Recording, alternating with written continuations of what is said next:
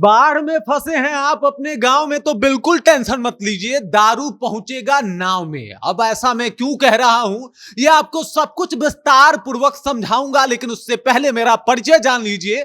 मेरा नाम है रजत और आप जनता जंक्शन देख रहे हैं। आपको बता दूं कि उत्तर बिहार का पूरा इलाका जो है वो बाढ़ से प्रभावित है। आम जनमानस जो है वो परेशान है और उन सबको खाने के भी लाले पड़े हुए हैं, लेकिन इस वक्त भी दारू जो है वो सही वक्त पे पहुंचाया जा रहा है, वो भी नाव से डिलीवरी हो रही है। मतलब आप समझिए कि बिहार सरकार एक पल आपको खाना टाइम से ना पहुंचा पाए, पीने का सही पानी सही वक्त पे आप तक ना पहुंच पाए, लेकिन दारू जो है वो आप तक सही तरीके से पहुंचा दिया जाएगा। और ये दारू माफियाओं ने बिल्कुल प्रण ठान रखा है। और एक ऐसा ही मामला बेगूसराय से सामने आया है, जहां पे शराब तस्कर जो हैं वो अब नाव में ही शराब बना रहे हैं और लोगों तक पहुंचा रहे हैं। अब आप देख लीजिए कि उत्तर बिहार का जो पूरा इलाका है वो बाढ़ से प्रभावित है। लोग पलायन करने को मजबूर हैं, लोगों के पास खाना खाने को ठीक से अन्न नहीं है, पीने का शुद्ध पानी नहीं है और लोग परेशान हैं। लेकिन वो कहा जाता है ना, आपदा में अवसर तलाशना।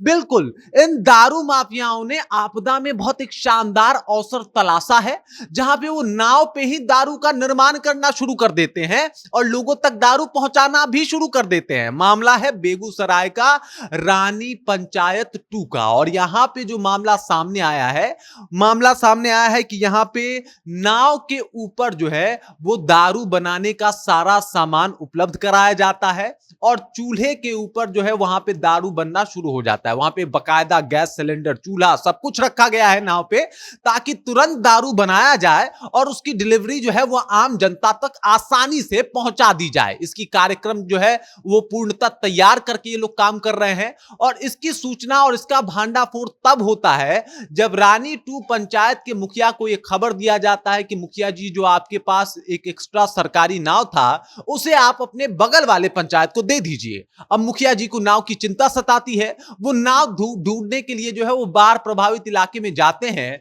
और नदी के बीच में जाते हैं तो पाते हैं कि उनके नाव पे जो सरकार उनको आवंटित की थी उसके ऊपर अवैध शराब का जो है वो निर्माण शुरू हो चुका है। शराब माफिया ने उसके ऊपर कब्जा जमा लिया है और उसके ऊपर अवैध शराब जो है वो बनाए जा रहे हैं और अवैध शराब की बिक्री की जा रही है। मुखिया जी माथा पकड़ लेते हैं कि भाई ऐसा तो पहले कभी हुआ ही नहीं था और शायद ये पहला ही मामला होगा पूरा देश का जहां पे पूरा बिहार जो है वो बाढ़ से परेशान है, लोग खाने के लिए अन्न की तलाश कर रहे हैं। उस दौरान भी दारू माफिया जो है वो दारू की कमी नहीं होने दे रहे हैं और नाव के द्वारा दारू की डिलीवरी कराई जा रही है, नाव के ऊपर दारू बनाए जा रहे हैं।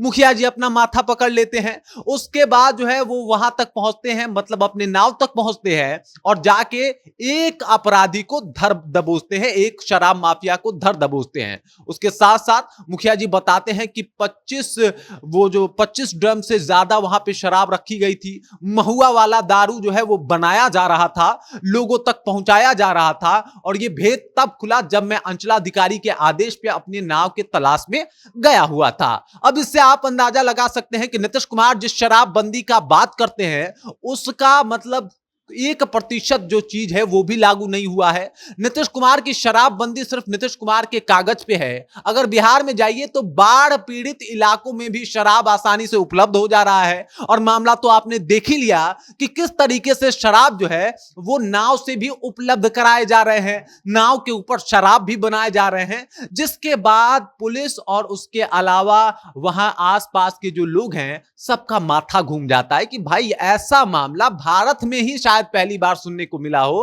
कि जब लोग बाढ़ से परेशान हो उस वक्त भी दारू माफिया आसानी से लोगों तक दारू डिलीवरी कर रहे थे, वो भी इस दारूबंदी वाले बिहार में। वहां जहां सरकार वक्त पे अन्न नहीं पहुंचा पा रही थी, पीने का शुद्ध पानी नहीं दे पा रही थी, वहां पे दारू माफिया दारू पहुंचाने के लिए एकदम प्रतिबद्ध थे और तब जब बिहार में पूर्णतः शराबबंदी लागू था। बाकी इस खबर को लेकर, इस जानकारी को लेकर, इस बातचीत को लेकर आप क्या सोचते हैं? आपके जहन में क्या कुछ चल रहा है? नीतीश कुमार की शराबबंदी जो है वो किस तरीके से कारगर है बिहार में? इन सब के बारे में आपकी क्या मान्यता है? कृपया कॉमेंट करके अपना विचार हम तक पहुंचा सकते हैं। बाकी आप देख रहे हैं जनता जंक्शन और मेरा नाम रजत है।